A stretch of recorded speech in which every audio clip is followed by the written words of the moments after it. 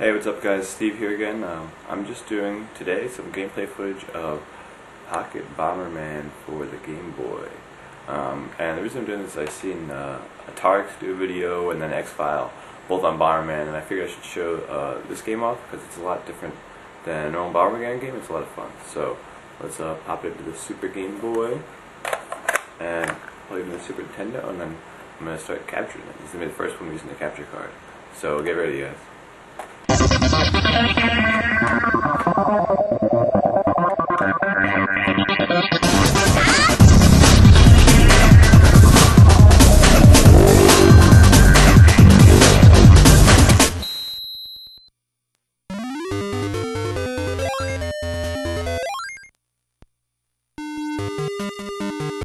Hey guys, here we are with Pocket Bomberman. I just listened to the beginning part there where I was giving the intro and I was like really sleepy or tired or something. It's really boring, so I'm trying to get more interesting with this. Anyway, basically the game is a lot different than any other regular Bomberman game where it's just an overhead and you're blowing your way into the doorway and everything. In this one it's kind of more of a platformer and you gotta still do the same mechanics and set your bombs and kill the enemies and open up the areas and items, but it's just a whole different way. It's a platformer, and I think it's a pretty cool idea.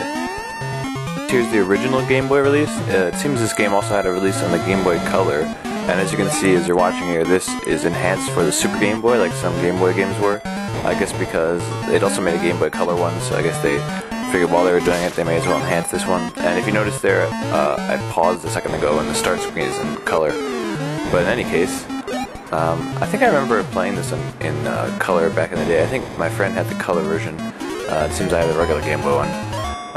But anyway, I'm just showing you a couple of levels from the beginning here. Basically, it's the same premise throughout the levels. They've got a couple different things that'll act upon you from the environment, and then basically it's the same type of game play. It's pretty fun. It's a little bit different than regular Bomberman, and there are parts where it'll get kind of frustrating because the platformer is kind of hard and you gotta like jump off your bombs and it's kind of hard not to kill yourself. But in all, I think it's a pretty fun game. The morning here when I was playing, I think I was a little bit impatient, so I was getting killed a lot, and I didn't get too far along. I show you a boss though in a little bit. I don't know that I've played any other Bomberman games that are platforms like this, instead of being the normal, you know, like the 4-player or, you know, the variation that might have a 1-player type of game. But somebody correct me, or not correct me, but just somebody inform me if there are other ones. I think it's actually kind of a cool idea. I bought this game specifically because I remember playing it as a kid, and I didn't have it anymore. I lost all my Game Boy stuff, and I rebought this game because I thought it was a pretty fun platforming game. There's also a second mode, which I'll show a little bit of in the end, called the Jump mode, and I don't really care for it too much. It's kind of like, well, I guess you'll see it at that point. So we're about to enter the door to the boss right here, and I think the bosses in this game are actually pretty challenging. This guy here actually, he's not too hard, but what's really challenging is you'll see that I only have like the small bomb here, and that's really what gets you, because once you get killed once, the game will give you a password, but you'll have to face the boss with only your regular bomb, and it's pretty hard to get close enough to him to get the bomb to blow up, and then still avoid his attacks and everything. The bosses get pretty cool. They get pretty hard, and I think they're pretty cool eventually. They get some very different bosses, and that password feature it's got is very useful. It doesn't have a save, which I mean some Game Boy games would have, but password is okay at least. It's a pretty short password. It's only four numbers, and you can just continue straight from where you were. So it's pretty cool. So I'm about to finish off the boss here, and then I'm going to show you guys a little bit of the next level, and then I'm going to show a little bit of that jump game that I was talking about that I don't really like very much, and then that's basically the idea. I was just trying to give an idea of the game in case nobody's seen it, and it's got that platforming idea, so I thought it was a lot different. And basically I'm responding to some videos I saw. I saw some video by Tarek, and then a video by X-File, both about Bomberman, so it kind of got me in the mood to play this game. And I figured I might as well show it off because it's kind of interesting compared to those others. as a comparison. I'm going to post it as a video response to those, to one of those.